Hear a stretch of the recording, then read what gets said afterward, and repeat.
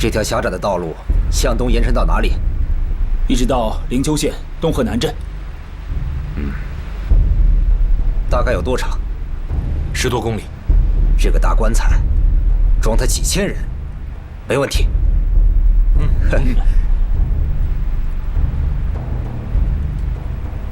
师长，您怎么想？看看友军怎么想。我认为，进攻平型关的日军，不是板垣征四郎的主力，而他的主力必将利用铁路之便，向大同集中，南攻雁门山，而雁门山仍是主战地带，所以我不主张把敌人放进平型关，应该由高贵子的第17军挡在关外，加以歼灭。敌人的主力仍在大同俱乐部一线，况且傅作义的35军尚未集结到樊志以东的主阵地，在那里构筑工事，也非一日之功。把敌人放进平型关，难收夹击之效啊！就这么定了，固守平型关。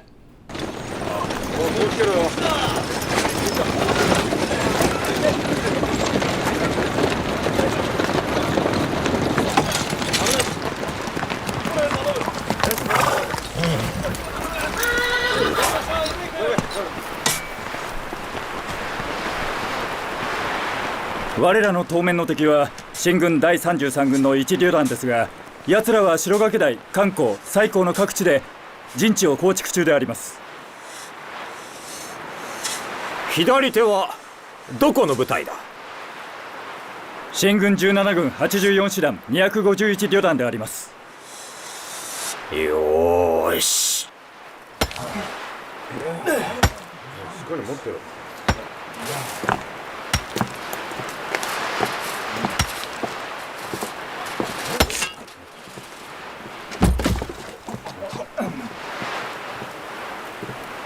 何を話していたんだ？頂上がどれほど長いか話しておりました。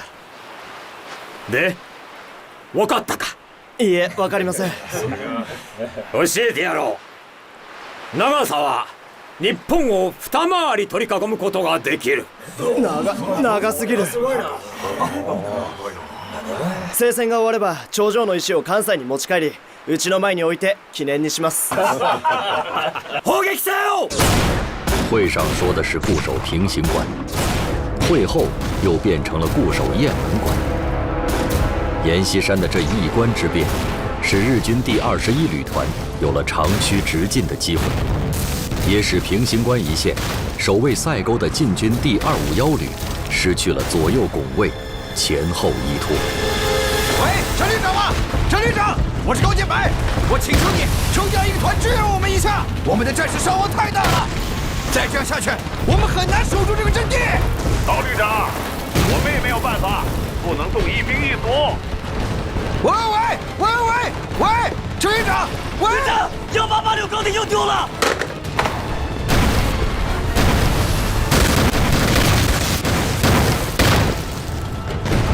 命令预备队务必给我夺回来。预备队已经打完了，奋勇队刚上去，打的就剩8个人了。在家门口打鬼子，晋绥军明白，不好好打一仗，谁都无颜面对山西佛尔。自打北平天津陷落，东条英机的关东军察哈尔派遣兵团闪电式攻陷大同，板垣的第5师团连连突破西北防线。阎锡山挂帅的第2战区，太需要一场提振士气的胜仗。第33军军长孙楚不顾前系旧怨，向第115师师长林彪求助来了。此时的八路军第115师已决定主动发起平型关战役，自然欢迎每一路联手打鬼子的友军。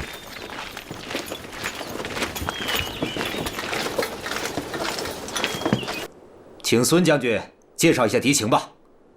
好，我向诸位介绍一下战况。总的情况呢，我们所面临的敌人是板垣征四郎的第5师团，而攻击平型关的是他的第21旅团。本来我们估计他们的主力将会沿着铁路南下，没想到的是，他们沿着公路一路攻击过来，我们的损失很大呀。平型关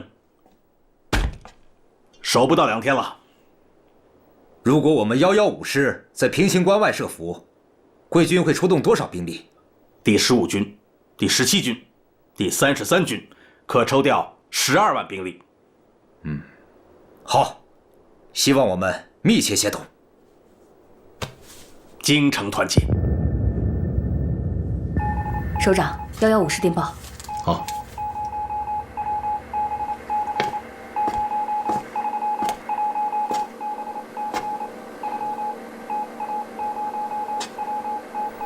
什么情况？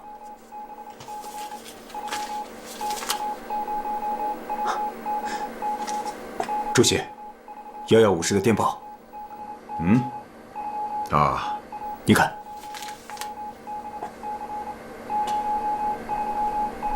今晚以3个团集结燃装，准备配合友军侧击该地。另一师直属队及独立团出动于林丘以北活动。看来我们115师真赶上了！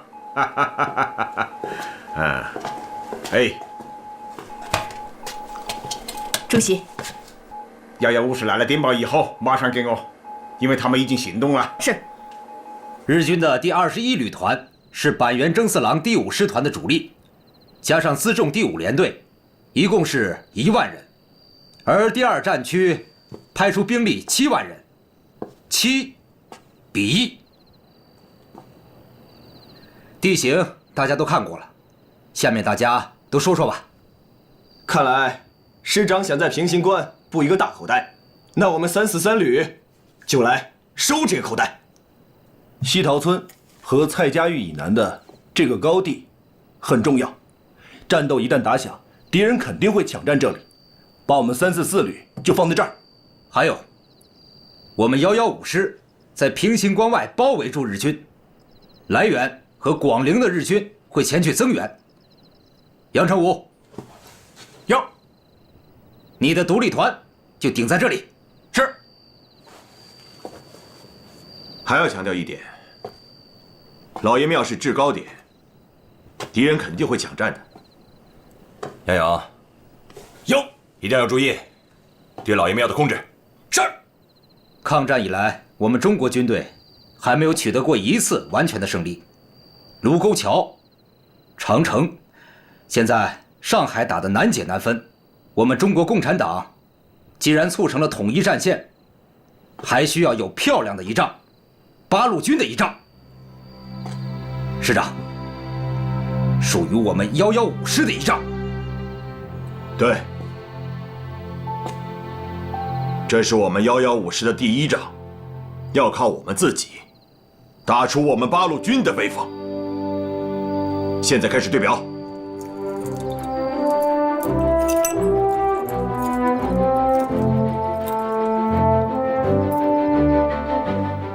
我的时间24日24时进军平型关。平型关到关沟到东河南镇，一条弯弯曲曲10余公里长的公路上，靠南侧的山地边缘上，隐伏着八路军第115师大半主力。第343旅686团位于白崖台附近，左侧是685团，右侧是344旅687团，口袋底则是晋军的独立8旅。687团断敌退路，并负责打援；688团为预备队。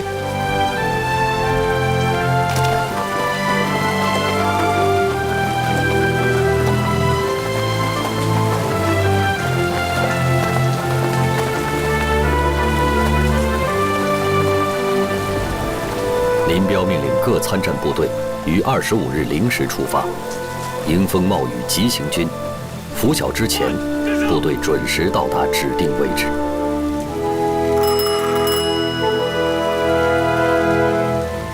好， 343旅686团刚刚报告，他们已经到达了指定位置，就在我们前面。344旅呢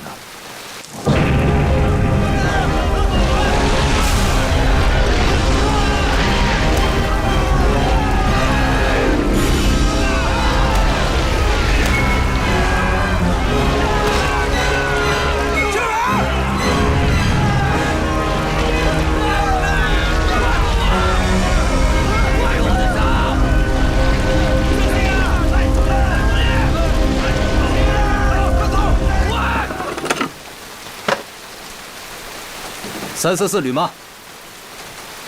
什么？你们只过来了一个团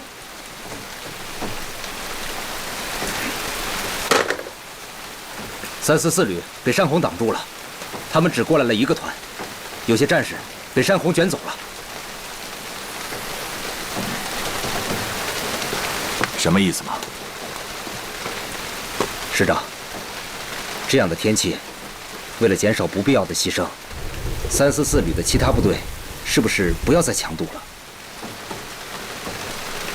再等等。同志们，我们的战斗口号是什么？勇敢冲锋，刺刀见红。对，勇敢冲锋，刺刀见红。我们一直都是红军的猛虎部队，现在到了抗日的战场上，更要发扬敢打近战的优良传统，要面对面硬碰硬的干，让小鬼子好好领教咱们686团的厉害。团长，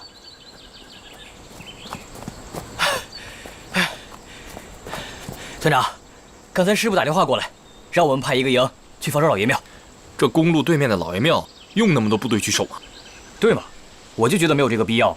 这老爷庙距离那么远，就算敌人的火力够得着我们，也没有太大危险。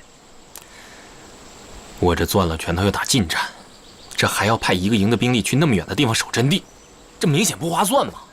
是团长，这位是2战区派来的新闻官，鄙人是第2战区长官部派来的，奉严长官的指令，来报道贵军的战场动态。这严长官还真气派啊，还派个照相的来。好，来，拍一张。准备好啊！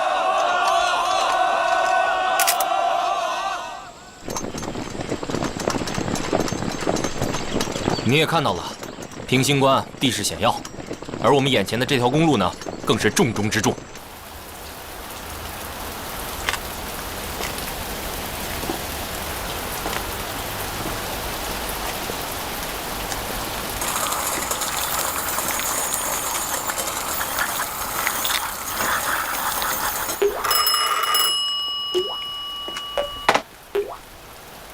好，好。师长，685团杨德志报告，全团已经在新庄、百里庄一线进入了伏击阵地。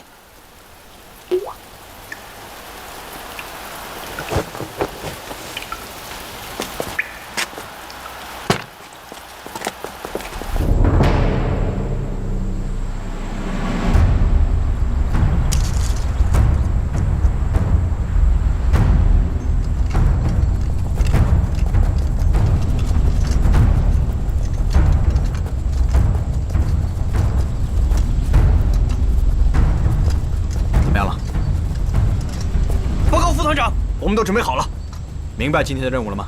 明白，扎紧口袋阵，不让一个敌人跑掉。这场伏击战的阵地足有10多公里长，前面依次是685团、686团和我们687团的其他部队，而你们9连就是扎紧着口袋的绳子。能不能彻底歼灭敌人，就看你们今天的表现了。请副团长放心，保证完成任务。首长，你放心吧，这是咱们出征抗战的第1仗，一定得打好。对。这一仗事关八路军的威名，许胜不许败。请首长放心，我们一定打出个样来。敌人的车队来了，注意隐蔽。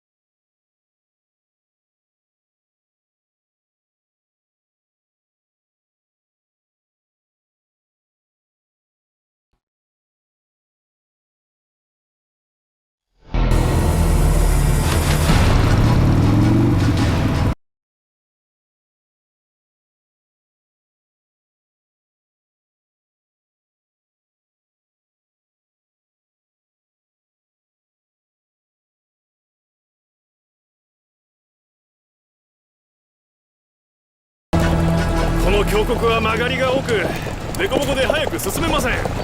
この道師団長殿は来たことがあったそうだ。ロバで来たそうですね。そうだな。車で来たなら我らにこの道を通らせるはずがない。気をつけて早く進め。はいはい。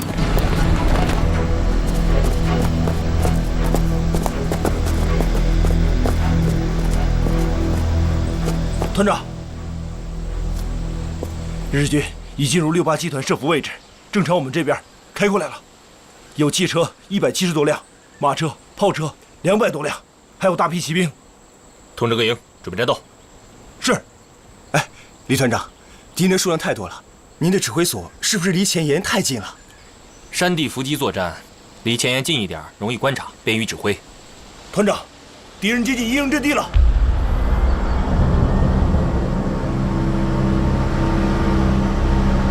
命令部队注意隐蔽，没有命令不许开枪。是。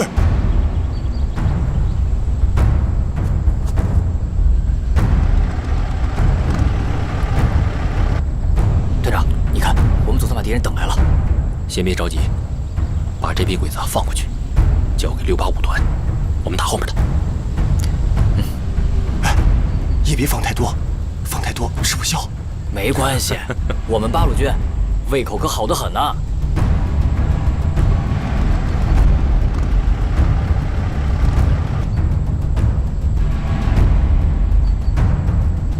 鬼子的车真多，车多有啥了不起？一顿手榴弹就炸成破铜烂铁了。你看他们当官的骑的马真漂亮，我们团长骑上它，肯定比他们更威武。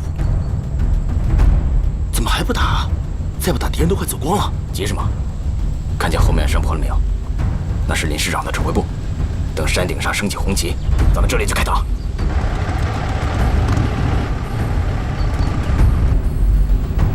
师长，还等什么？杨成武，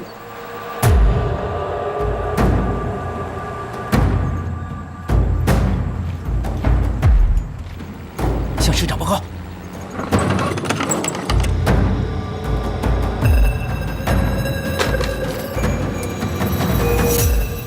师长，敌人全部进入包围圈了。是。师长。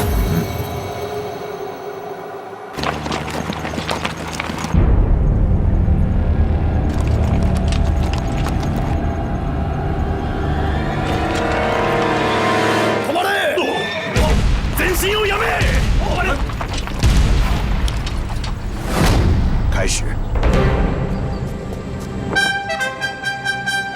打！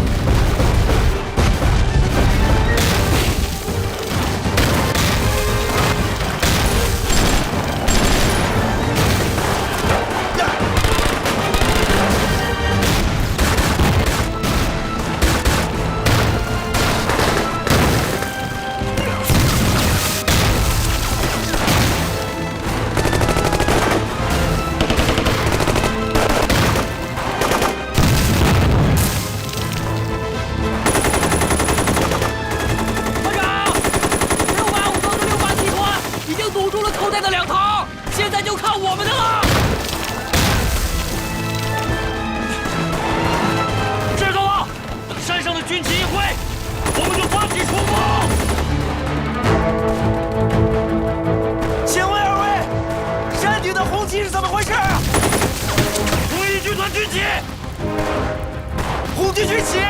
我们八路军永远是共产党的军队。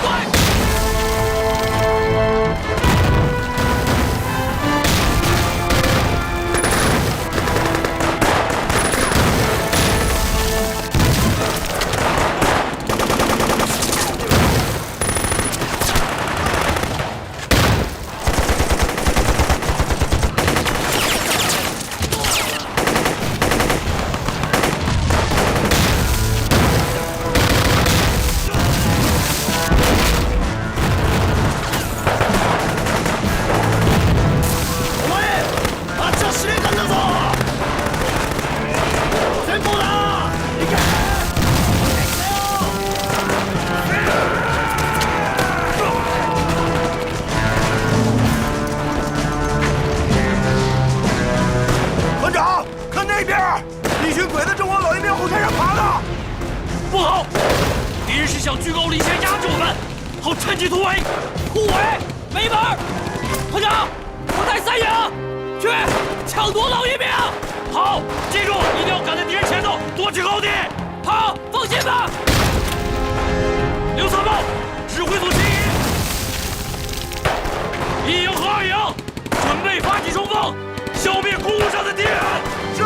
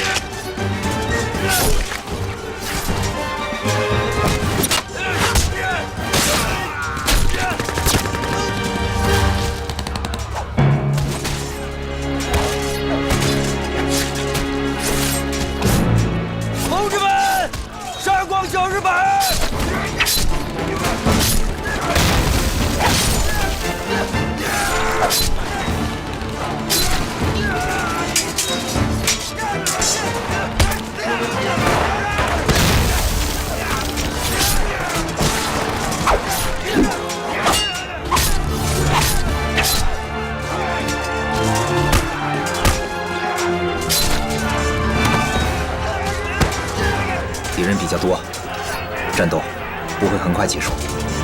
我们包围了一个连队，687团一定要堵住敌人。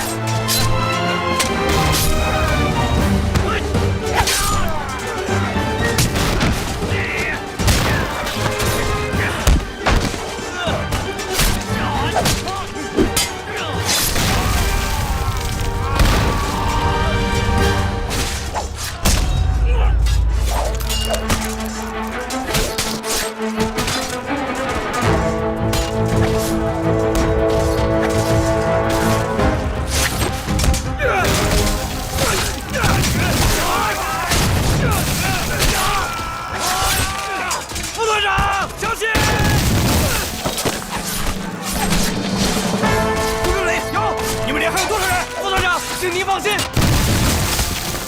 哪怕就剩我一个，也不会放鬼子过去。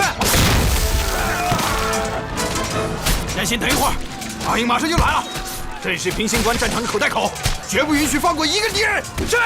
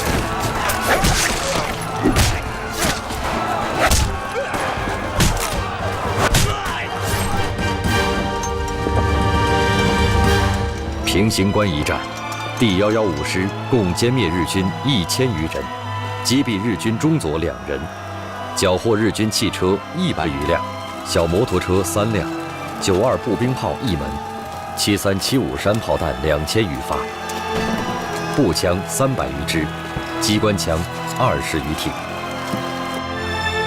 八路军大捷，取得了全国抗战以来第一个歼灭战胜利，打击了日军的嚣张气焰，打破了日军不可战胜的神话。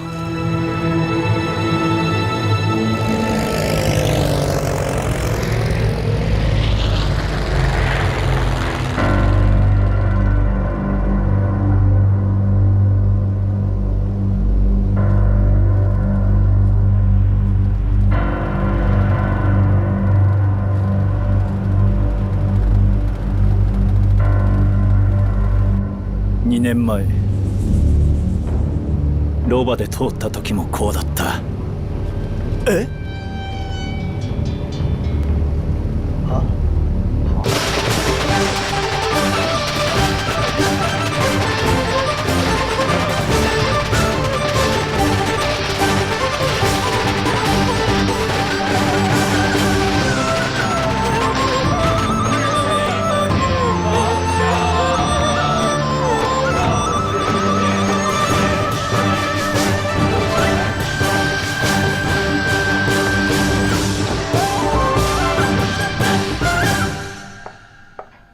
？Darling， 夫人，来。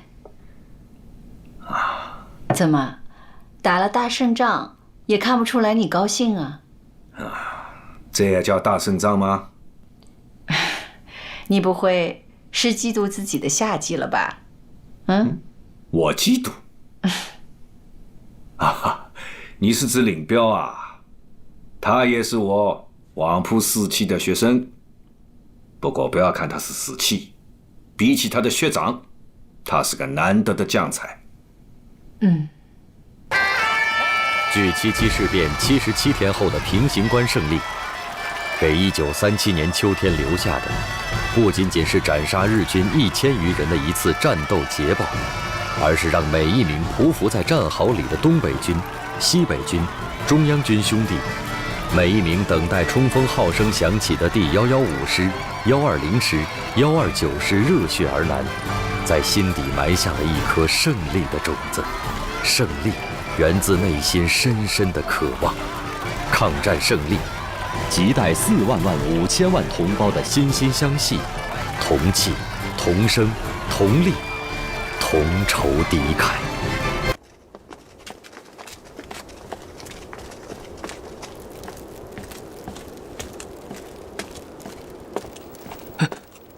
主任，主任，师长刚刚倒下。我这可是有重要的核电，一定要向师长报告。肖主任，进来吧。臭小子，让开吧。是。师长。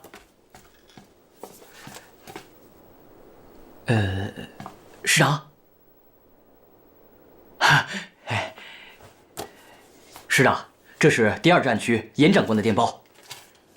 这是第2战区前敌总司令卫立煌的电报，还有第2战区，还有这是刚刚收到的朱德总司令转发蒋介石的电报。师长，我给你念啊。25日电西，25日一战，监寇如麻，卒为官兵用命，甚堪加位。上西。师长。师长。聂副师长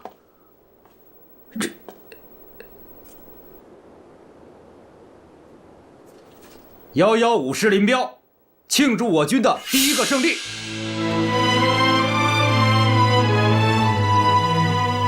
是主席发来的。我是3个没想到，没想到共产党整编以后展开的这么快。第2个没想到是展开以后，在山西，他们居然和阎锡山合作的那么好。第3个没想到，这么快就有捷报传来。这是好事。难道你们不希望他们打胜仗吗？那倒也不是。不管怎么说，共产党也是中国人嘛。不过，这次政变开赴前线，共产党可谓是绞尽了脑子啊。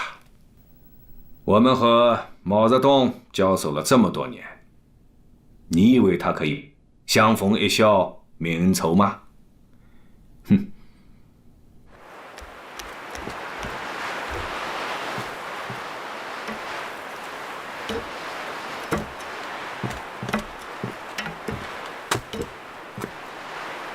司令官殿、本師団は平家間により敵の待ち伏せに遭い、皇軍に開戦以来の甚大な被害を出してしまいました。それは全て自分に責任があります。それほど大事ではない。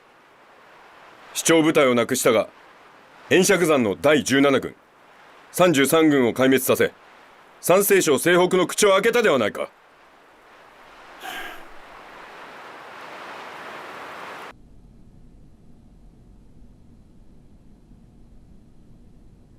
共産党作戦においては東條は東北で抗日連合軍と何年か戦い、板垣は初めてだった。悪いことに最初に遭遇したのが中共の精鋭部隊の主力だった。115師は戦術に長け、行動も果敢、しかも強靭な意志を持っておりました。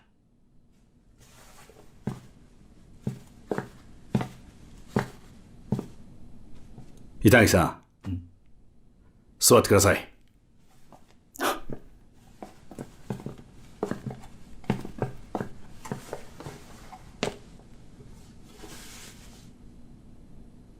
そのゲリラ戦の勝利効果を利用して、奴ら、平家間での戦いでは、皇軍には勝てないという神話を一掃して、我々に一撃を食らわせたわけですよ。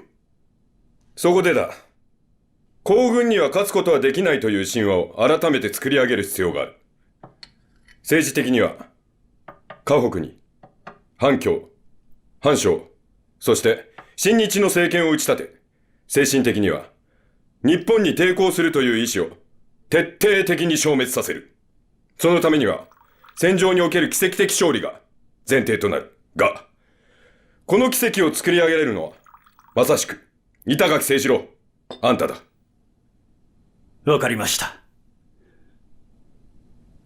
これは罪を償う機会であります。罪を償うというのではない。さらなる勲功を打ち立てるのだ。司令官殿、このまま半分の師団で源平と大元を討てます。よろしい。独立第2旅団、独立第15旅団、そして第20師団をもって全力をもって支援する。はい。東條。近郊大燕戦役の後半では板垣師団が戦場の主役となる。全力をもって応援するように。毛強兵団は岩門関方面で積極的に動くはずです。板垣師団の戦場での奇跡を成功させ、皇軍には勝てないという神話を作り上げましょう。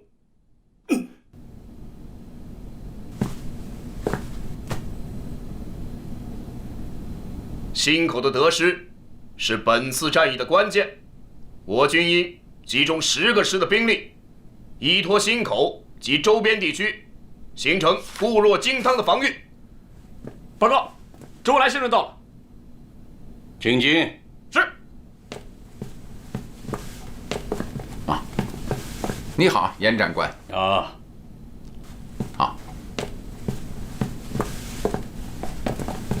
请坐。好，请。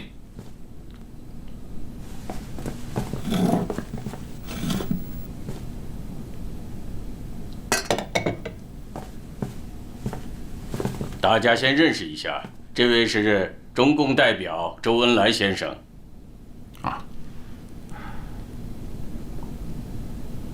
这位是129师的徐副师长。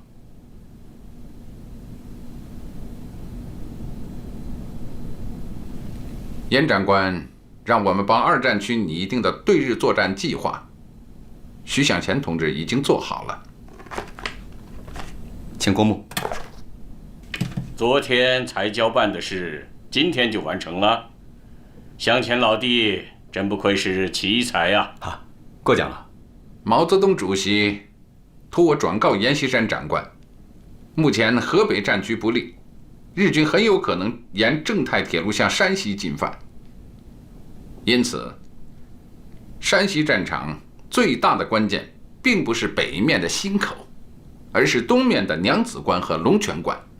娘子关不要紧，我已经派了第17师去那里防守了。1个师不够，至少要派3到4个主力师。娘子关地形险峻，我看有1个师在那里就足够了。毛主席还有个建议，本次战役不能只做简。好，我看这样吧，周先生远道而来，路途劳顿，不如先稍事休息，我们过后再做详谈。也好。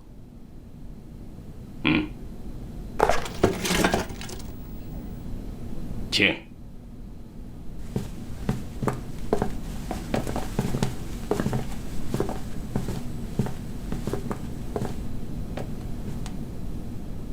杞人忧天嘛！正太铁路有留置的10几万中央军在那儿守着，日军怎么可能攻打娘子关呢？如果真如毛泽东所说的话，一旦被日军攻克了娘子关，忻口腹背受敌，那么战局立刻就有坍塌的危险了。那不可能。他毛泽东到过山西吗？他了解山西的地形吗？山西的事情，还是我们山西人最清楚。那我这个安徽人就没有发言权了。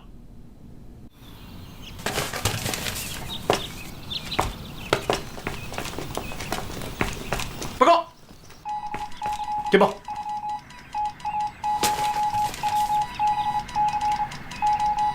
老毛，你看一下阎锡山的电报。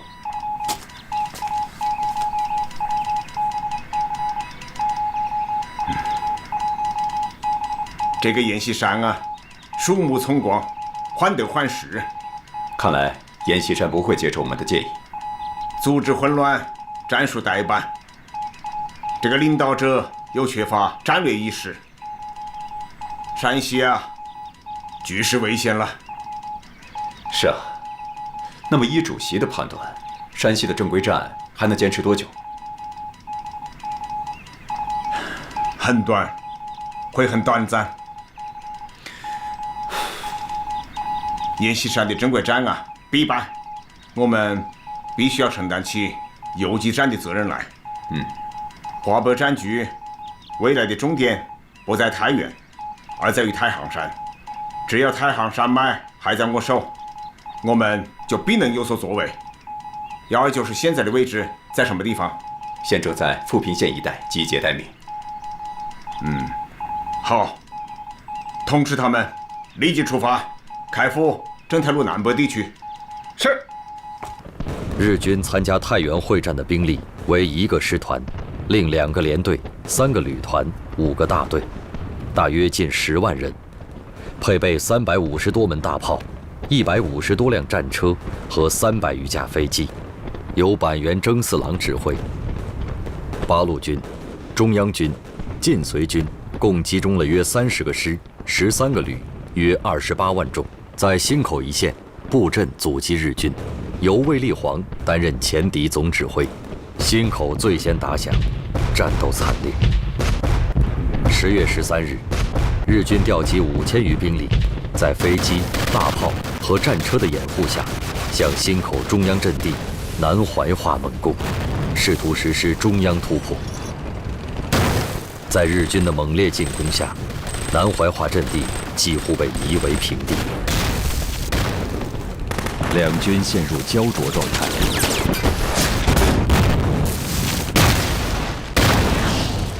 好，我知道了。忻口的战斗打得好。报告，朱总司令来电。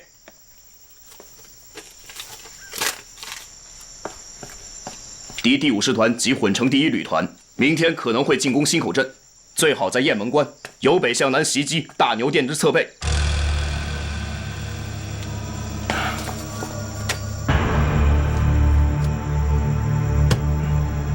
告诉358旅旅长张宗逊，机会来了。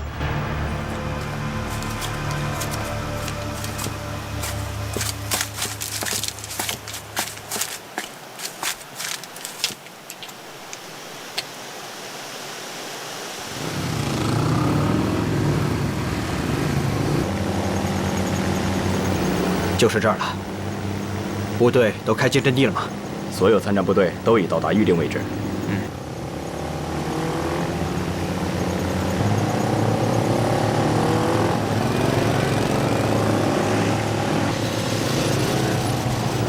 打！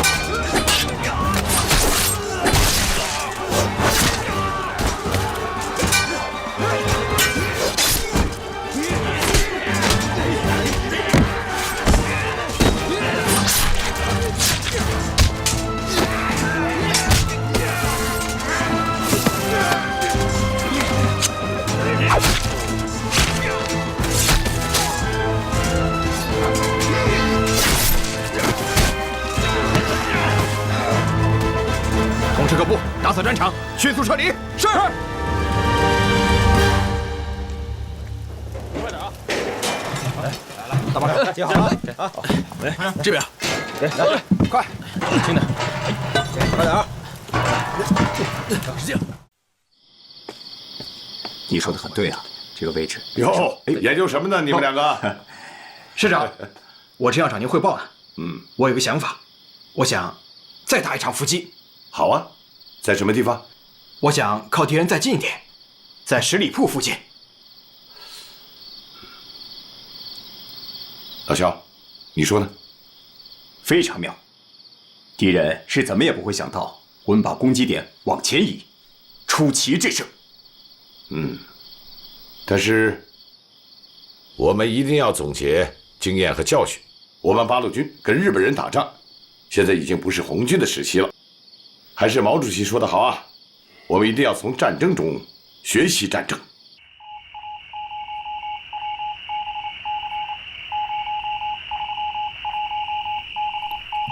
发报，蒋委员长、参谋总长，八路军120师张宗逊旅昨日在郭县以北十里铺设伏，摧毁日军汽车12辆及大批物资和给养，击毙日军56名，无俘虏。委员长，今天上午有50辆满载日军伤员的车从代县向大营运去，12时又有30辆满载步兵的车从大营出来，去了樊志，没走多远，还没进入我们的伏击地就回去了。我觉得这肯定是八路军侧面阻击起的作用。这一次的战役，共产党是功不可没啊。他们利用了有利地形，配合了我国军，打击了倭寇的嚣张气焰。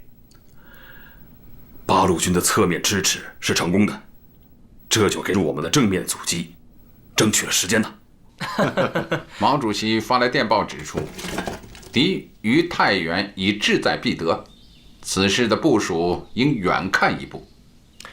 关于在沦陷区成立战地总动员委员会的事情，也要抓紧办。这个战总会由各抗日群众团体共同组成，但是一定要由我们共产党领导的八路军来主导。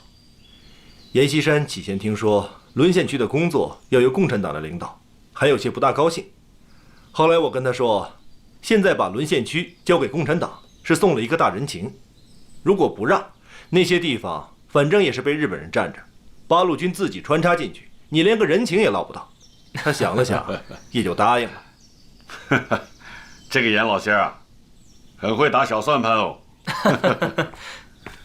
报告，阎锡山的车子到门口了，他们说要见周副主席。哦，阎锡山回太原了，走，迎一下。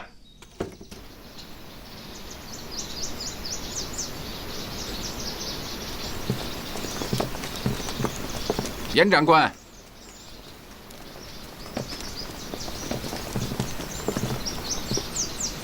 欢迎啊，周先生。你好，你好。严长官从前线下来了，幸会，幸会，快请进，请。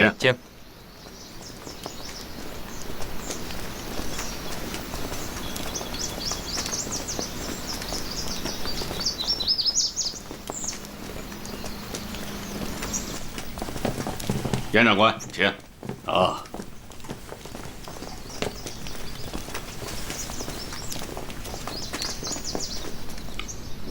请坐。严长官，请坐。请。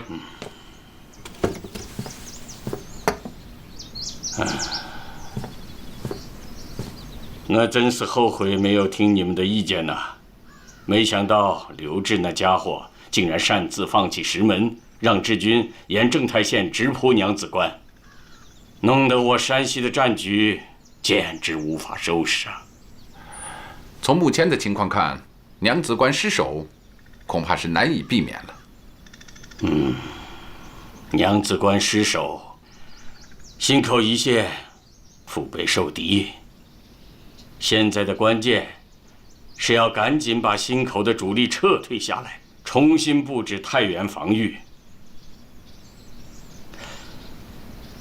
可现在，除了精髓军之外，中央军、西北军、川军各部要么损失惨重，要么不听调遣。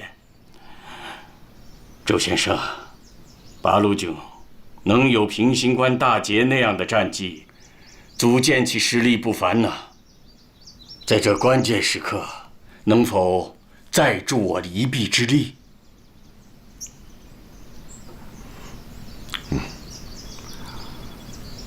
我们八路军115师和120师目前正处于战场的外线，我们可以命令他们在敌人侧后展开行动，来牵制日军。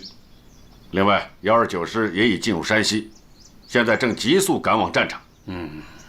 请严长官放心，八路军一定以积极的行动配合正面作战，延缓日军的攻势，尽可能为您争取时间。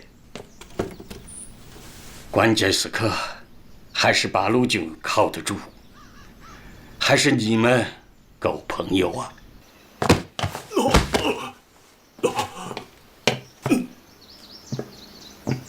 皇軍の顔に泥を塗りおって名誉失墜だ。輸送車両部隊は白昼にもかかわらずなぜ進んでいなかったのか。ありのままをお話ししてよろしいでしょうか。いえ。師団長、近郊開戦以来我が両翼は襲撃を絶えず受けてきました。大牛店では車両40台を失いました。高麗ではさらに馬車100台を奪われ、騎兵小隊は待ち伏せに遭い、その上。もうよい。皇軍の侵攻を止めることでそれが許されると思っているのか。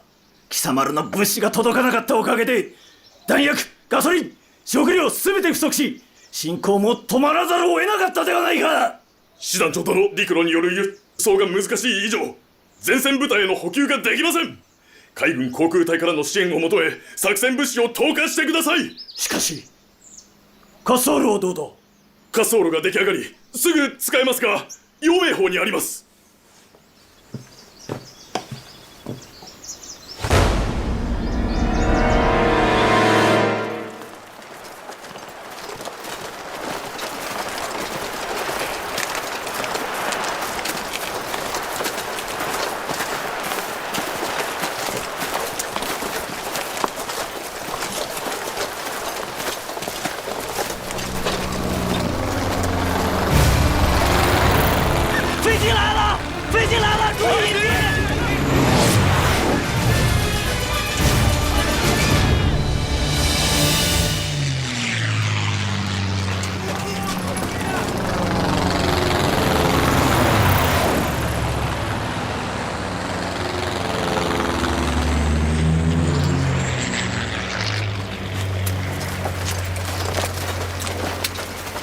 师长，这几天部队也有反应。我们刚刚和敌人接上火，日军的飞机就到了，几次设伏都被飞机给搅了。去，把陈锡联叫来。是。师长，近几天敌人的飞机来得很频繁，对我们的行动构成很大的威胁。中央集团军战报上说，敌人的飞机给他们造成了很大的伤亡，对忻口的战役影响很大。可是没办法呀，他们在天上，咱们在地下，又没有高射炮，咱们步枪够不着他呀。我是说，在这附近可能有敌人的机场。真的？你带几个人去侦察一下。以我的判断，这机场应该在铁路的边上。是。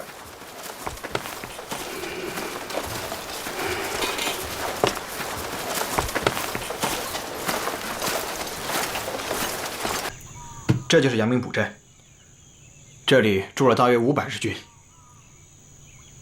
这有一条铁道，这个小站叫阳明堡站，这是公路。阳明堡站往南20里的地方就是机场。这个机场大概是这样的，兵营在机场的南边，老乡说大概有几十人，但是根据我们对兵营大小的判断，应该有100人到200人之间。我看这仗这么打，10连12连，从东面和南面进入机场，打他们的兵营；11连直接进机场，打掉他们的飞机。赵营长，有，这个任务就交给你了。是。陈锡联同志，你带着1营和2营摆在阳明堡镇和铁路之间，机场一打响，敌人肯定派兵增援，到时候你给我截住他们，狠狠地打他们一下。是。打掉这么多飞机，用枪恐怕起不了多大作用，靠炮行动不方便。李达同志，你给他们集中一些手榴弹怎么样？好。能给他们多少？咱们全师一共有6000多枚，给他们准备500枚。好。同志们，如果打好这一仗，就是我们129师的平型关，是我们八路军第2次平型关。张参谋，有，马上把这一消息电告给朱德总司令和彭德怀副总司令，同时电告延安毛主席。是。去准备吧。是。哎，等一下，一定要好好谢谢那位老乡啊。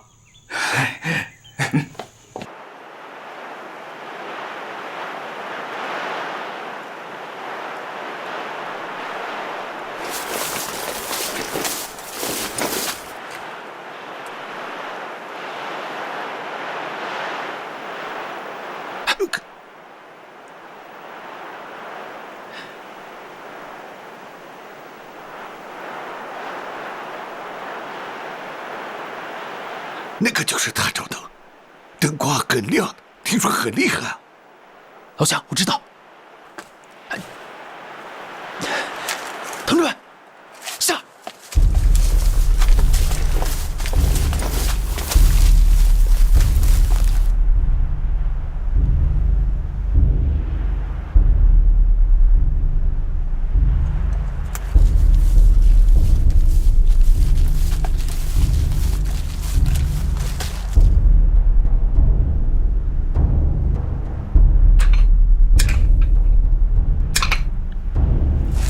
第一小组上，上。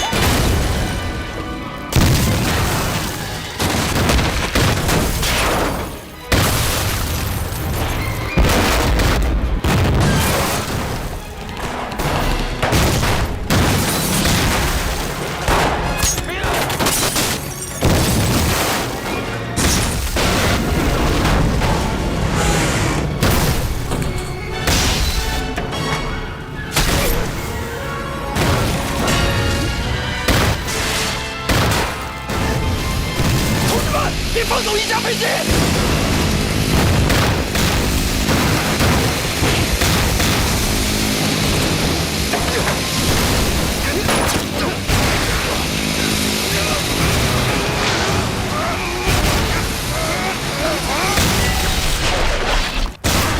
迎打！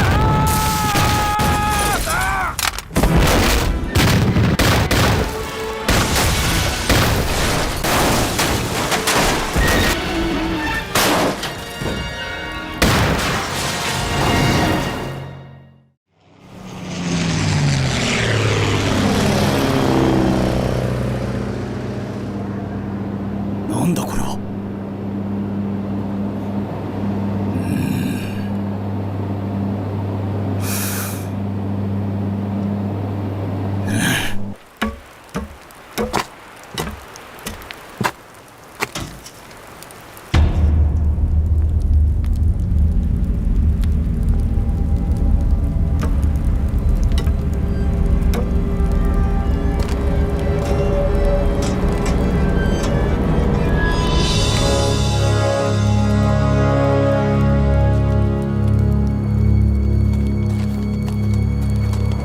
将軍、これ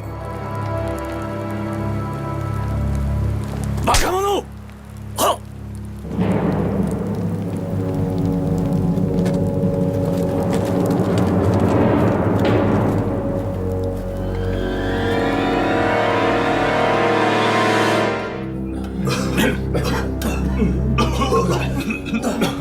気をつけ！敬礼！休め！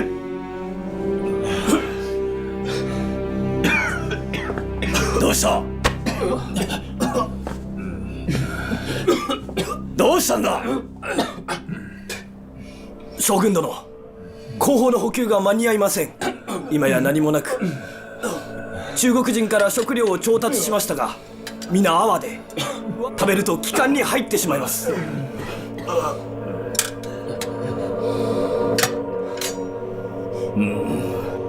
どうしようもないか。はい。留在阳明堡的103个兄弟，只想出来30人，向三营长老赵，什么都没留下，一共炸毁日军飞机24架。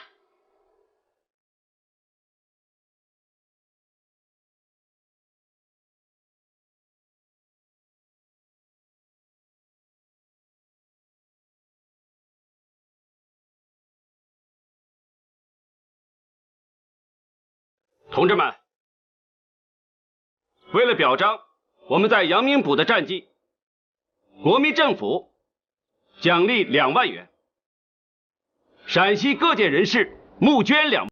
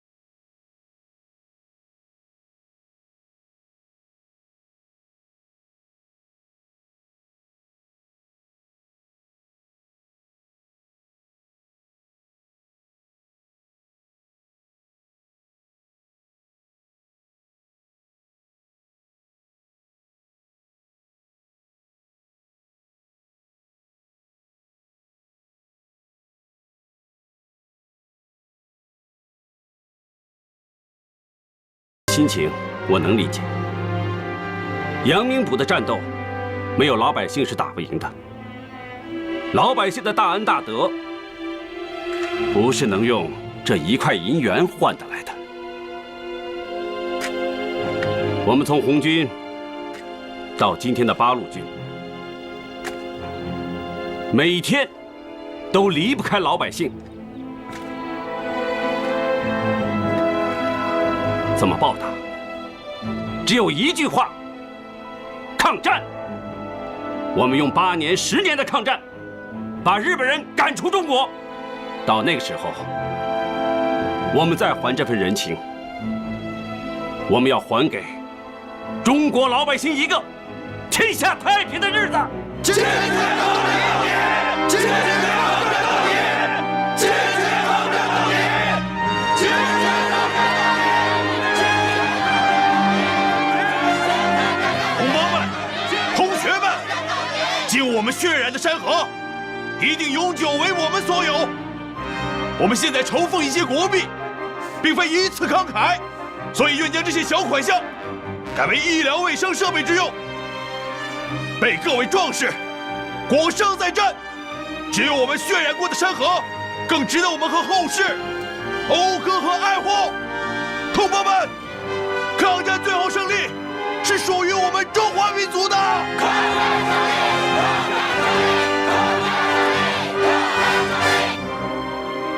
淞沪战役打响以来啊，从8月13日到今天，日本海军陆战队进入上海，上海的军民做出了巨大的牺牲，创造了很多奇迹，日军也付出了惨痛的代价。这也可能极大刺激了日本政府，膨胀他们想加速占领中国的野心。我们往后的日子啊，可能会更加难过呀。报告，加急电报。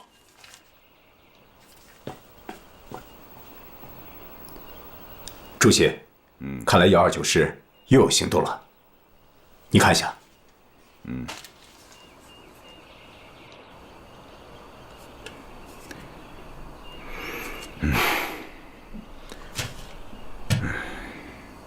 给朱德彭德怀发电，一定要用我们的实际行动，坚定中国人民抗战的决心，让中国人民知道，中国绝不会灭亡。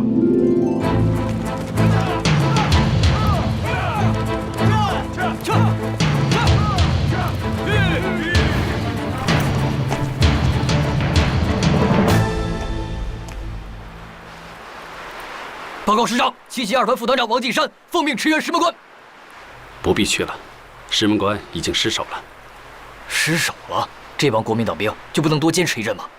可日军在占领石门关之后，却突然停下来不走了。你想想，这到底是为什么？在等援兵？不对，是他们的弹药不足了，在等辎重队。哼哼，脑袋瓜够灵的。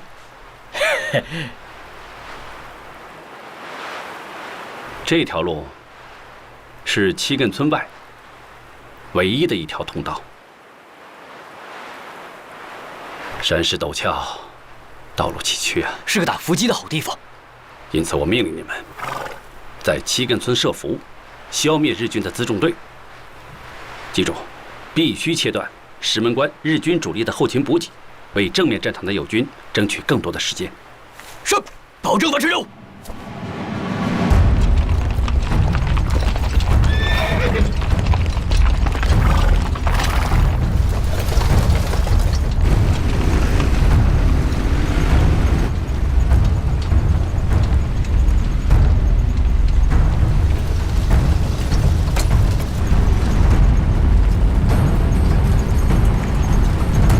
同志们，给我狠狠地打！打！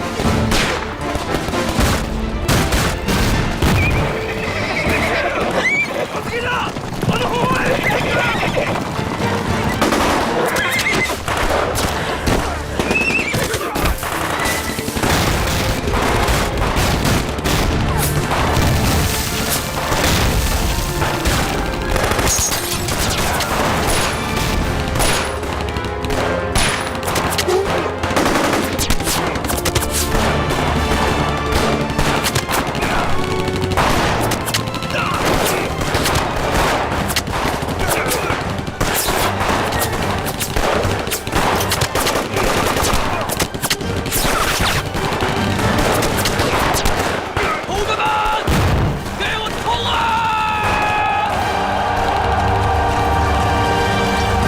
这一仗打死日军300人，缴获骡马300多匹。至于枪支弹药还有其他军用品，那可就多了。师长，有几匹战马还真不错，正好可以给您和陈赓旅长。坐。哎，来喝口水。谢谢师长。别急着送礼，先说说你们这一仗的优缺点。优点嘛很多，比如战斗勇敢、冲锋坚决、积极性高，充分利用了敌人的狂妄骄傲，打了他一个出其不意。缺点呢？缺点就是特务排不遵守纪律，派他们去警戒敌人的增援，可仗一打响，他们就全跑回来拼刺刀了。再有不爱惜战利品，缴获了胶卷也扯开来看，结果全曝光了。还有呢？没有了。好，那我补充一条，你们这次设伏是在陡峭的山坡，伏击阵地距敌人不过40-50米，在这样的距离上，用什么武器杀伤力最大？是手榴弹。可你们呢？先是用枪打，接着就是拼刺刀，没有充分发挥手榴弹的优势。明白了，下次再遇到这种情况，别说下次了，明天再打一仗怎么样？明天就打。好啊，在哪里打？走走走。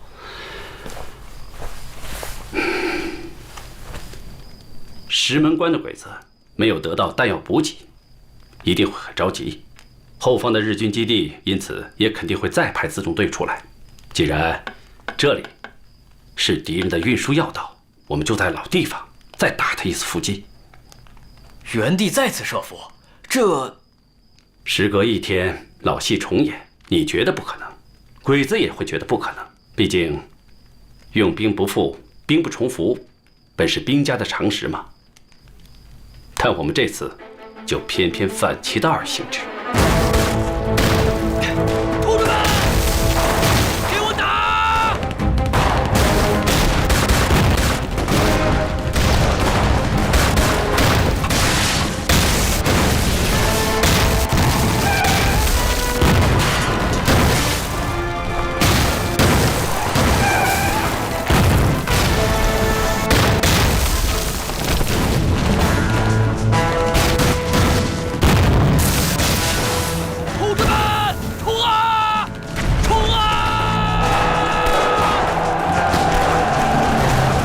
军第120师、第129师先后进行了雁门关、阳明堡和七亘村等战斗，连战连捷，切断了日军多处运输线，有力配合了忻口防御，从而也使太原会战成为抗日战争中国共两党两军在战役上配合最好的一次会战。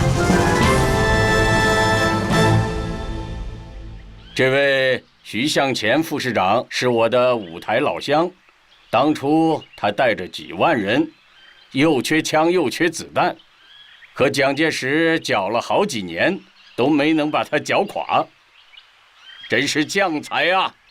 是啊，是啊。原以为盖世猛将一定是身材魁梧、怒发冲冠的，却没想到徐将军文质彬彬，倒像个教书先生一般呐。好，好。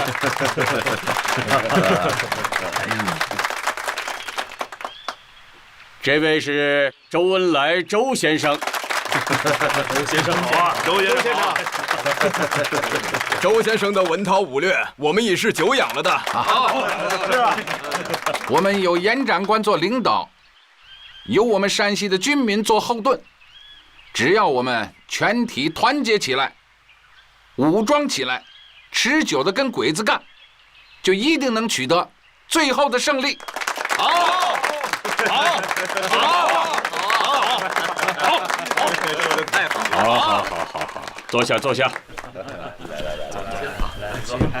我看了你们写来的报告，说是八路军不打算在正面战场作战。好，正面阻击的打法胜算小，损失大。日军现在正想速战速决，希望我们集中兵力与他们决战，这样就可以借助其飞机大炮优势，大量杀伤我军。不能上这个当啊！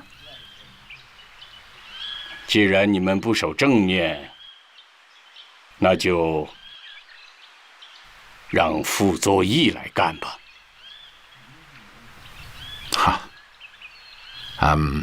我们八路军不赞成正面与敌人硬拼，但可以实施游击战术，牵制敌军。请。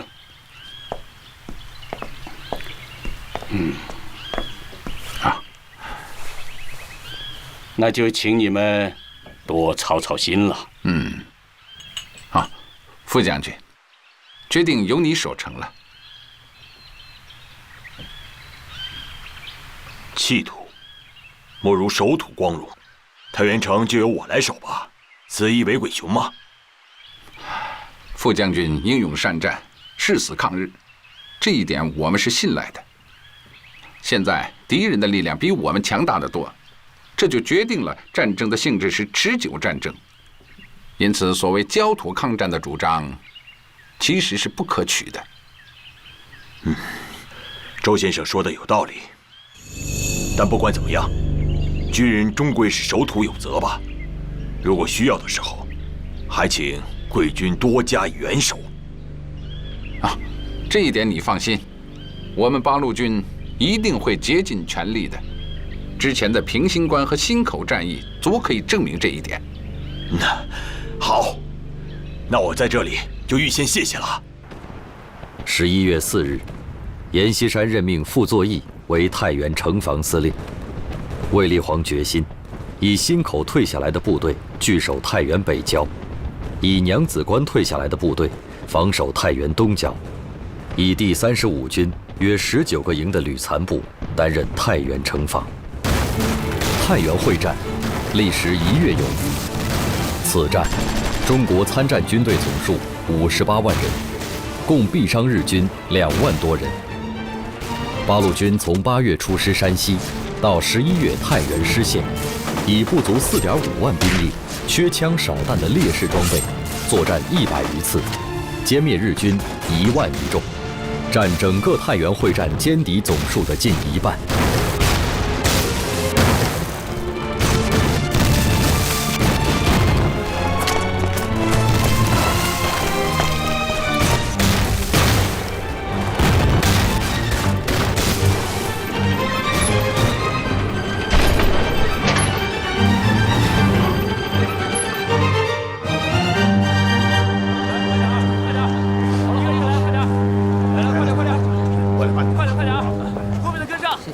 小心点。好了，后面再快点，快点，一个一个来，快点，跟上，跟上啊！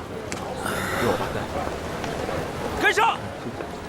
帮我拿一下。快点，快点！走吧。后面来。给我吧。这边。知道。总算到了。来，王八菜，王八菜，王八菜，弄个弄个王八菜，好走，走吧，弄个王八菜好了啦，哎，先生，做王八菜了，先生，王八菜，哎，做王八菜了，啊，去直接，先去哪里？先去哪？好的，好的，好的了，聞いてた話と違うわ。どうしてこんなに悲惨なの？戦争とはこういうものさ。请过来，请过来。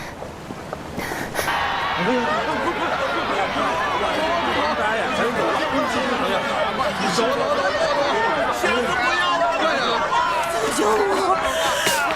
救救我！救救！救救！救救我！救救！大丈夫ですか？救我！没事的，你可以走，别怕，没事的。どうしたの？日本人！呸！日本人！呸！快啊！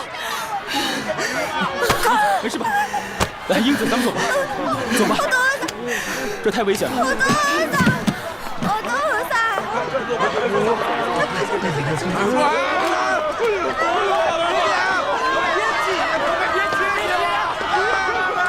委座，大场失守，日军已突破我军防线，在此情况下，再防守闸北已经毫无意义。把部队撤到苏州河以南，留下88师。委座，让88师单独留守闸北，这就是白白断送啊！莫三，淞沪之战不仅关乎军事，还关乎着政治。11月上旬，国际联盟组织要在比利时召开一个解决中日争端的专门会议，而88师是闸北的主力，备受瞩目。在国联会议期间，他们必须留在闸北。委座的训示，属下明白了。我们要抓住上海这个国际大都市，引起国际视听，把我军坚决抵抗的态度传到国联会场，一起换取友邦的同情和支持。至于留多少兵力，你和孙元良去商量吧。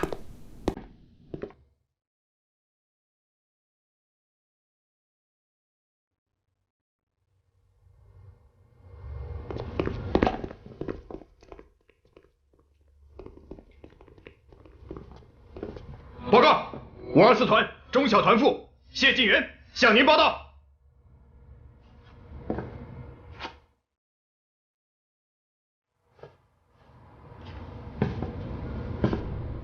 少校团副长官指标。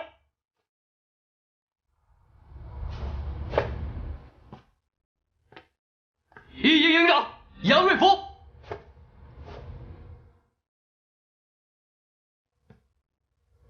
一连连长陶金春向您报道。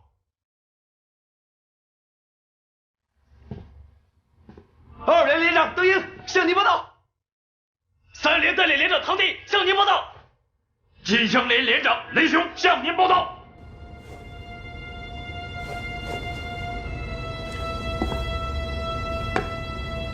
任务都清楚了吗？清楚了。以战斗到最后一人的精神，为中华民族正人格。手头的兵力有多少？以524团1营为基干的一个加强营，连我在内。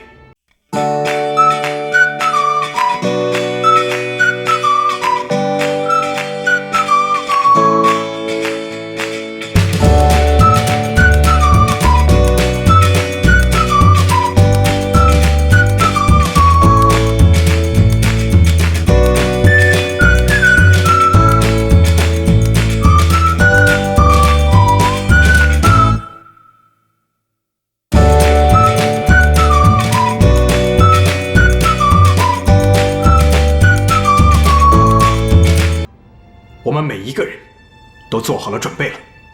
有你这样的部下，是我孙元良的光荣。师长，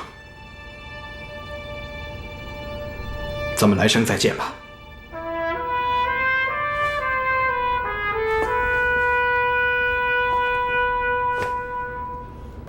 全体注意！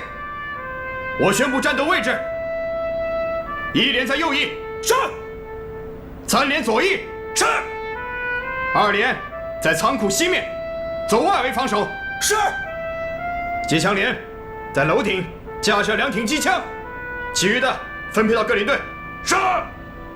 我的指挥位置：白天在顶楼的观察室，夜间在一线阵地。同志们，从现在开始，部队进入战斗状态。我们马上要切断外援，每人每天1碗黄豆、1碗玉米、半碗水。大家能坚持多久就坚持多久，实在坚持不住了，1颗手榴弹，天堂地府，咱们后会有期。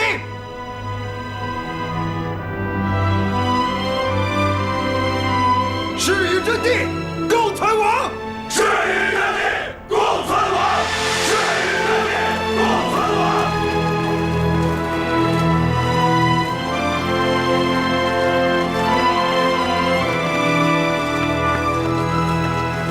师长，咱们该走了。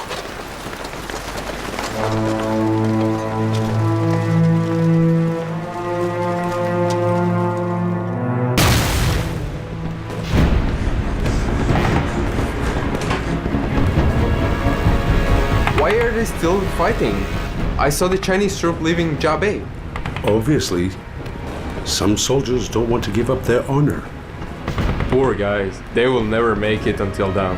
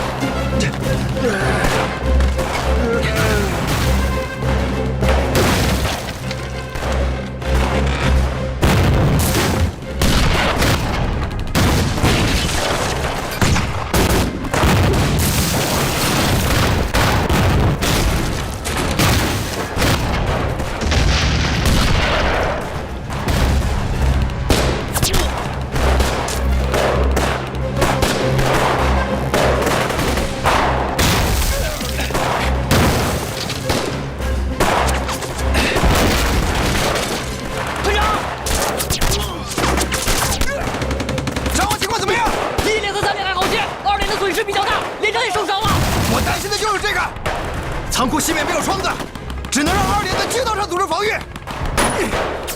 他们的压力太大了。我派人在西面的墙上开射击孔，但这墙壁实在太厚了，怎么敲也敲不动啊！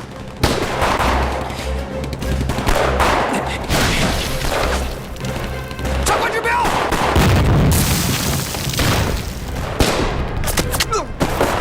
长官指标。有，2连长邓英负伤了。你去接替他的位置，一定要守住阵地。是。忍住，继续住！来，抱完哥的腿，上步了，上步！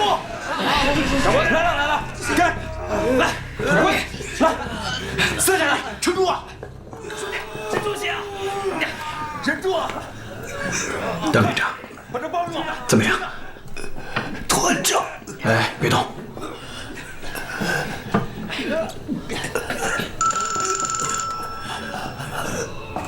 团长，这墙里好像有个电话。兄弟，撑住啊，兄弟！坚持住！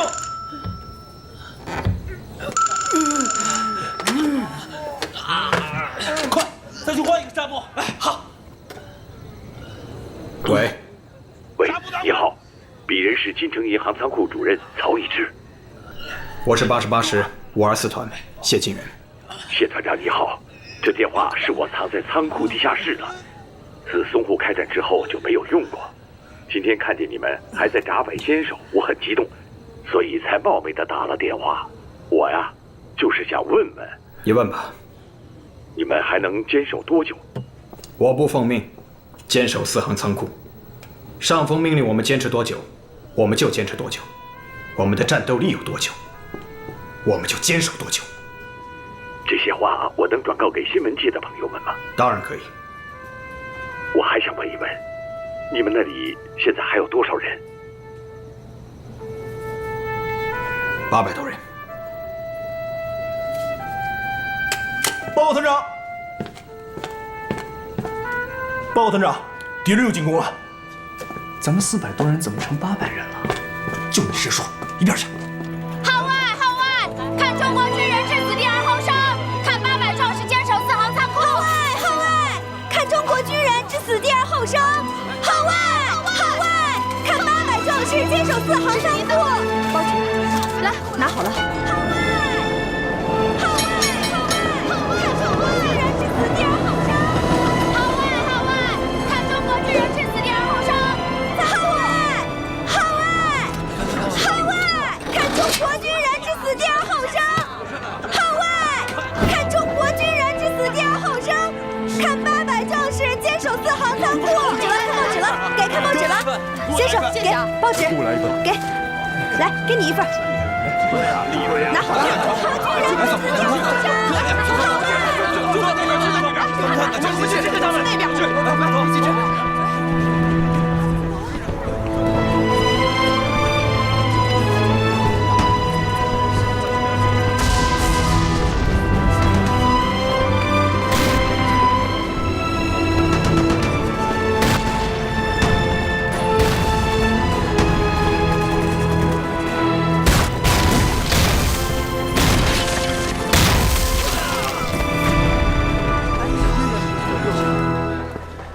They held out for 3 days. It's a miracle. I had no idea they could do it, and they made it. Great warriors, but when it really comes up to it, it's going to be much more difficult. Yes, I think so.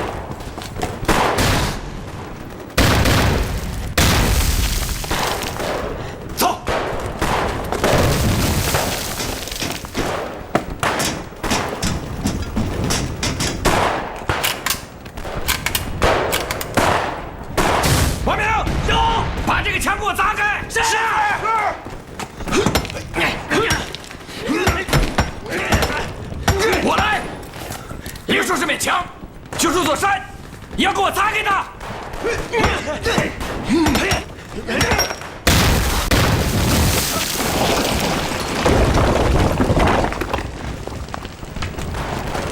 怎么回事？长官，这上面炸开了个洞。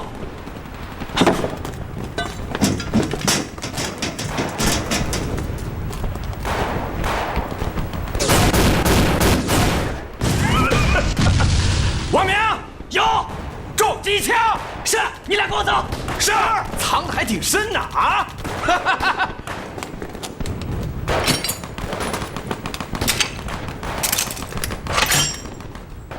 小鬼子，都给我滚回家吧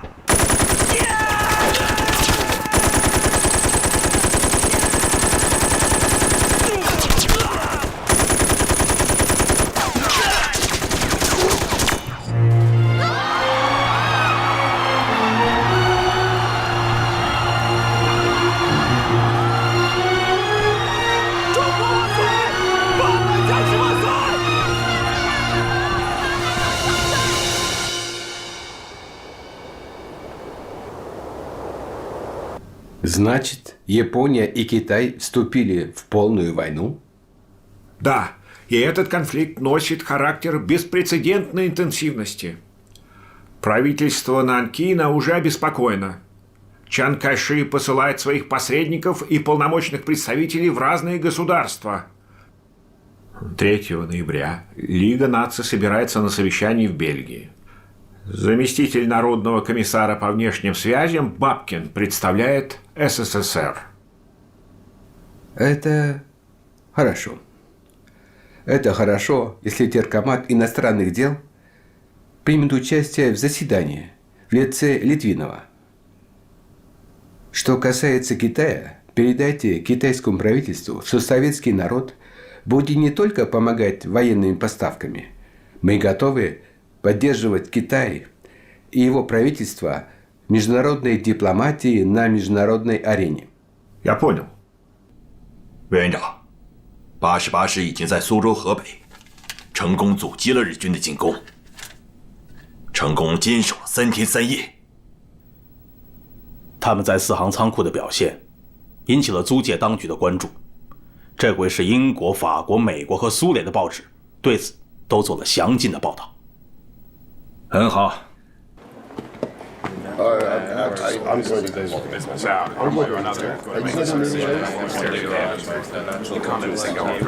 Mr. Secretary, Japan has brazenly invaded China, and U.S. is at the moment supplying military parts for them. 92% of steel, 91% of car parts, 60% of oil are supplied by the U.S. And 21% of Japan's imported goods is from Britain. Mr. Aiden, Japan is a resource-strained country. If US and Britain sanction against Japan, it will be very difficult for them to maintain the large-scale aggression. We have shown sympathy for Chinese misery. But if this moral thing needs to go further, that requires a different consideration. This League of Nations conference is a constructive form. However, it can only provide suggestion. The League of Nations is stepping into a big trap named peace. The maker is telling the invader that what you have robbed belongs to him. Meanwhile, he is also telling the victim that he should be kind and love the enemy. And we all know there is going to be only one result, that constant invasion would happen. This invasion is never going to stop. Justice and peace will never happen. Mr. Gu?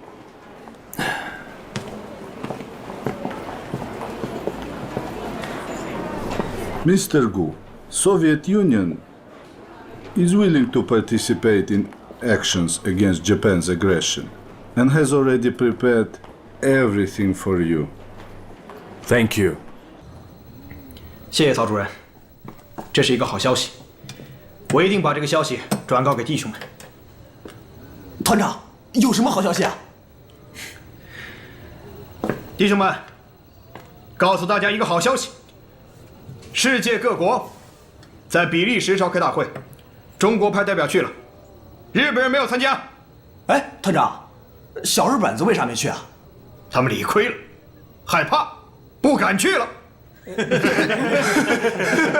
弟兄们，我们一定要坚持住，日本人都不敢去国联了，只要坚持住，日本人一定会滚出上海。好，大家好好养伤，我们一定会胜利的。我们一定会胜利。是，肯定是把日本人赶出去，把日本人赶出去。受伤了，行啊！赶出去！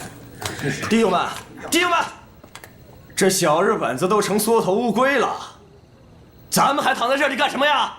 是啊，帮个忙，望望风，哪怕递个手榴弹也好啊！走！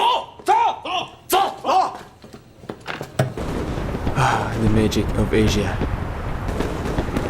Great warriors. One day, if it's possible, I would like to fight with them.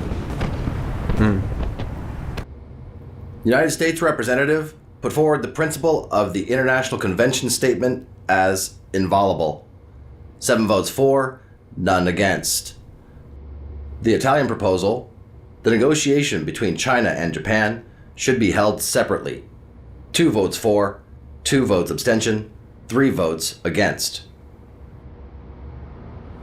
As Germany and Japan refused to participate in this meeting, League of Nations Council suddenly decided to ban Soviet Union, China, and other countries members League of Nations to take part in voting on that matter. The Soviet Union has proposed to provide an assistance to China. None for, 7 abstentions. It is ridiculous. Facing the invaders' outrage, the abstention means timidity and shameless.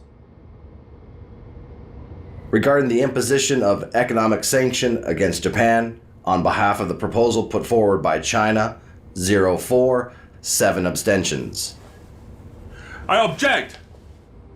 There is no sanction to Japan, and not even to condemn the responsible party, which is totally in contrary to the rule of international civilization axiom. Hey! Hey! Hey! Hey! Hey! Chinese people are fighting for their survival. But you, so-called defender of peace and justice, betray us.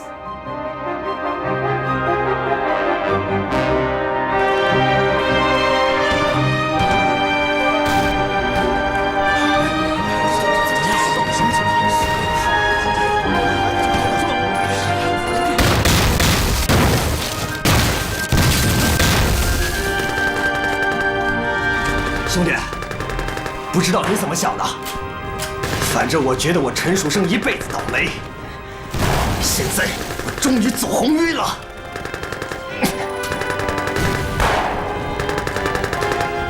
快，子弹！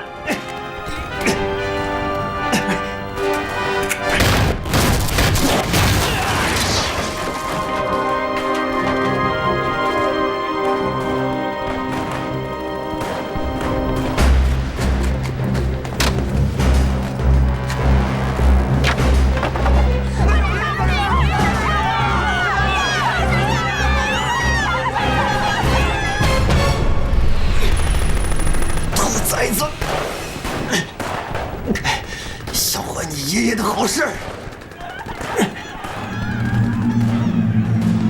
冲下！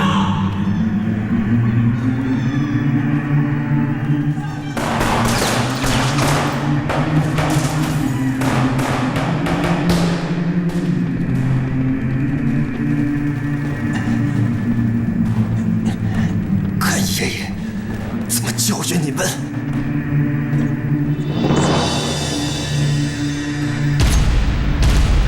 弟兄们，我先走一步啦！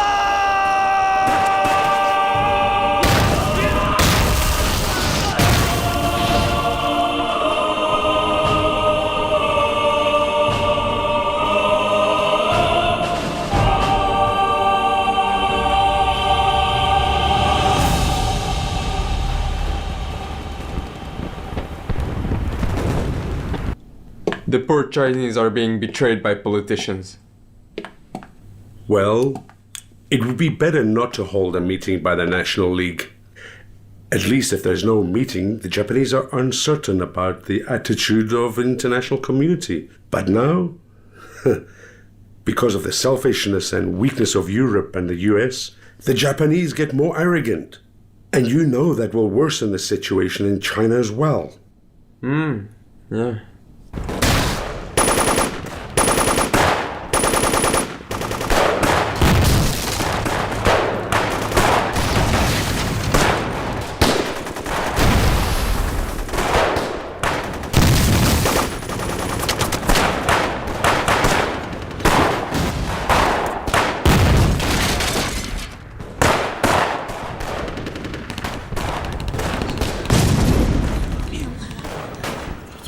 这些没有良心的外国人，为了和日本人做生意，礼义廉耻都不要了。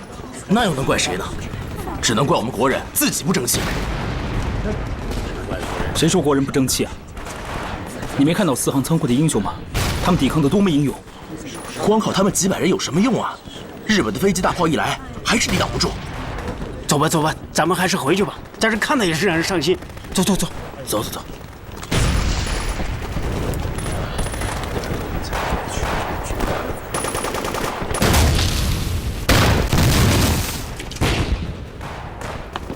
姑娘，姑娘那边危险，别过去！命啊你！姑娘，别过去！哎，姑娘，哎，人呢？这边有人跳水，有人跳水啊！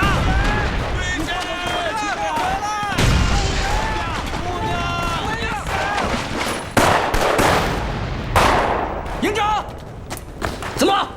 河里有人，是从租界那边过来的。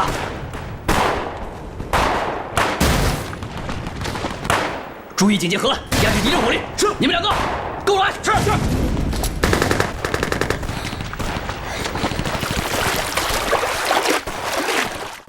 你们两个掩护。来，小心。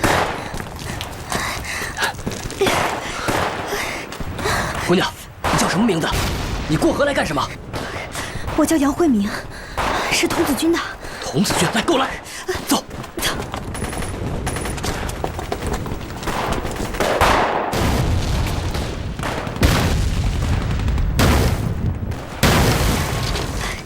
小心啊！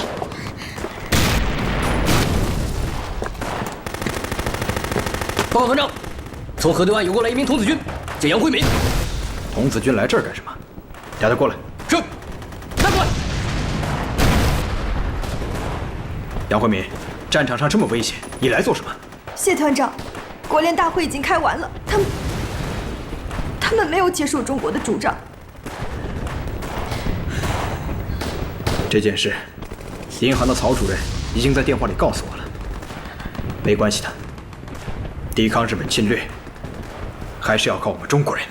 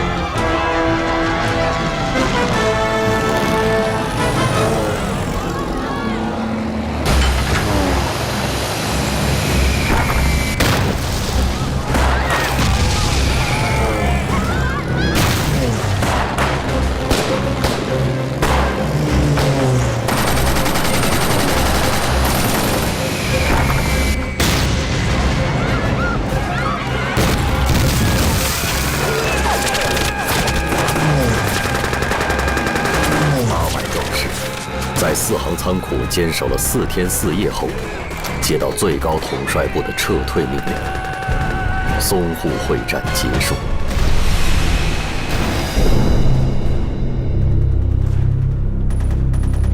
1937年11月12日，上海市长于鸿钧沉痛宣告，远东第1大都市上海沦陷。百姓为逃避日军的烧杀淫掳，离开了世代居住的家园，朝内陆奔去。上海沦陷后，日军全面进驻上海，公共租界苏州河以南区域和法租界陷入了日军铁蹄的包围，沦为孤岛。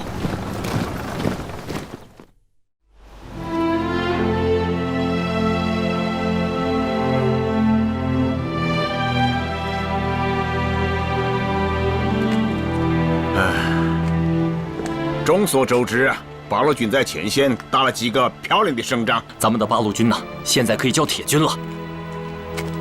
希望我们的部队都是铁军呢。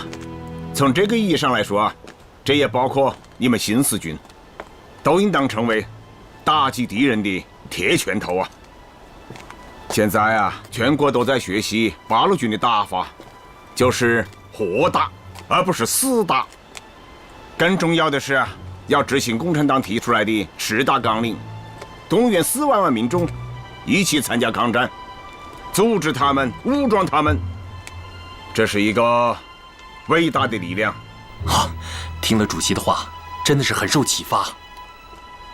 建立新四军只有一个目的，那就是坚持抗战。坚持抗战，作为一个中国人，我会的。你是名将，我们都很敬佩你。铁军是光荣的，你也是光荣的呀。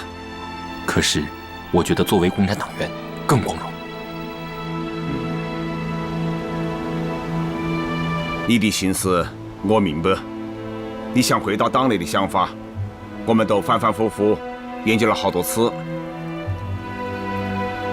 你和很多国民党的高级将领都很熟，蒋先生也很重视你。留在那里比回到党内开展工作要顺利得多呀。你要知道，新四军是共产党的部队，只要坚决地听从党的指挥，你呀就永远是中国共产党最优秀的党员。你放心，主席，这次来延安受到了如此的欢迎，我十分感动，让我这颗漂泊的心终于有了归宿。党又委我以重任，让我的报国之志有了施展的机会。千言万语一句话，我也听党的。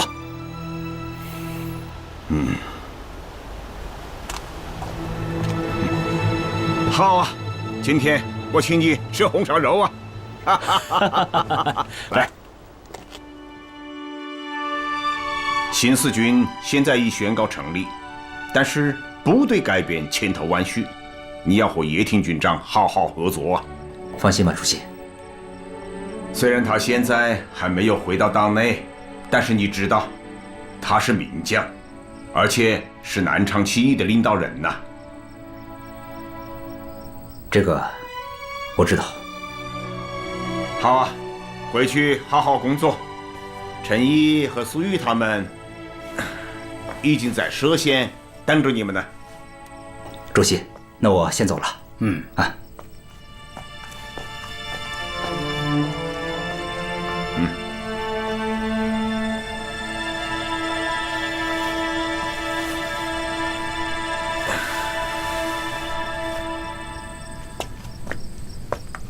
主席，两个人都谈过了。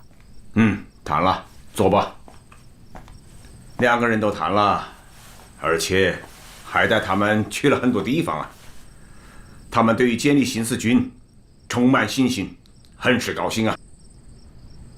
蒋介石也命令上海开始撤退。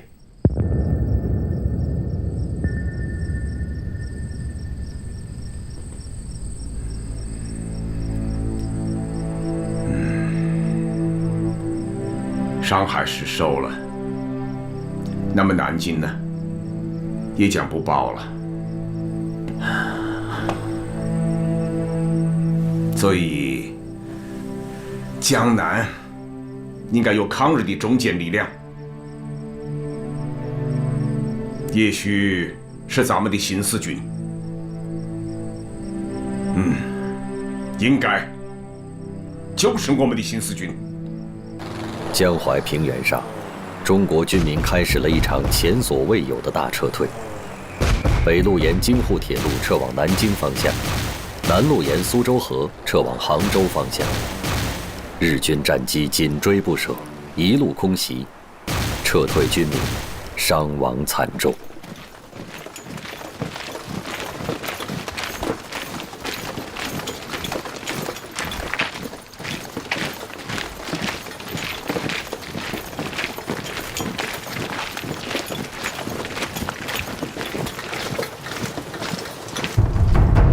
上海派遣軍としても即刻南京に侵攻することを希望する。南京が陥落すれば蒋介石の中央政権は首都を持たない地方政権になり下がるし、誰も中国政府の言うことを聞かなくなる。これは我が国の品問題の根本的解決に役立つものである。日章旗を中国の首都に掲げることは豊臣秀吉以来日本の武士全体の夢だったが、その夢がいよいよ現実に近づいた。よし、やろう。東京へは私から話す。松井さん、柳川さん、二人は宇治川の先陣争いにおける佐々木高綱と梶原景末のように南京城に大日本帝国の普及の功績を打ち立てよう。はっ！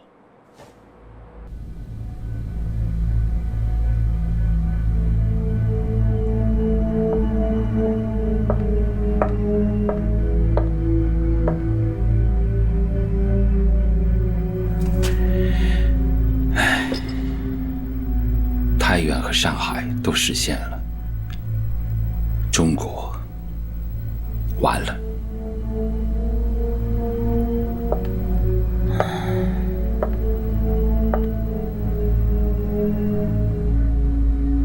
其实你可以和日本谈。你在想什么啊？日本人现在节节胜利，中国军队节节败退，还拿什么和人家谈呢？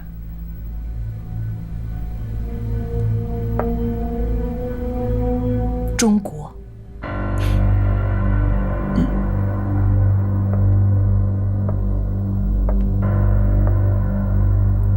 我去过德国大使那儿，他说谈判的大门还开着。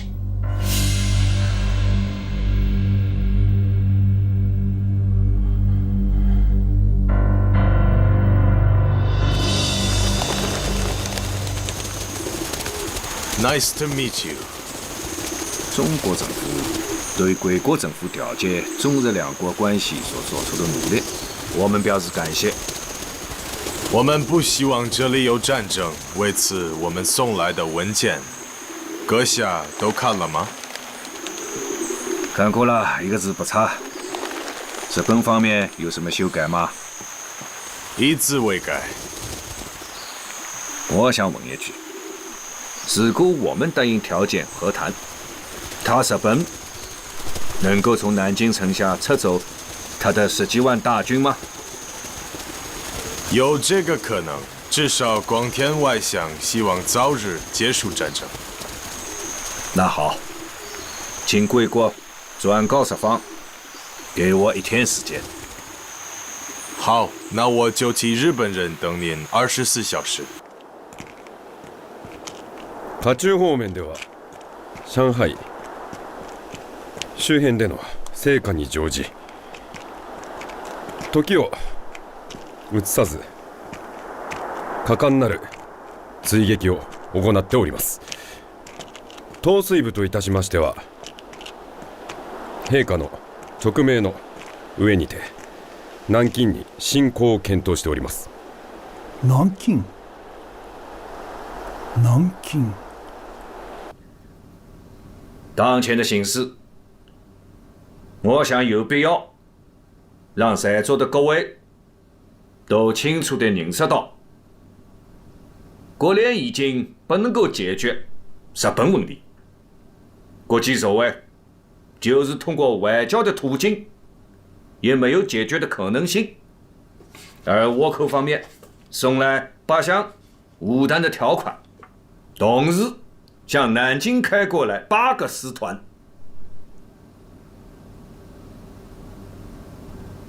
下面就请赵明给大家讲一讲这个武单的条款。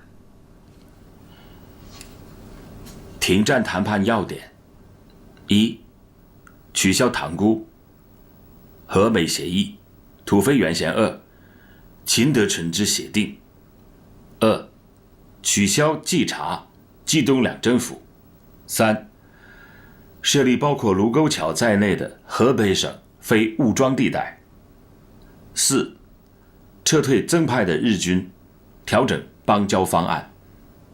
这满洲国是不是东北加蒙古就都归日本了？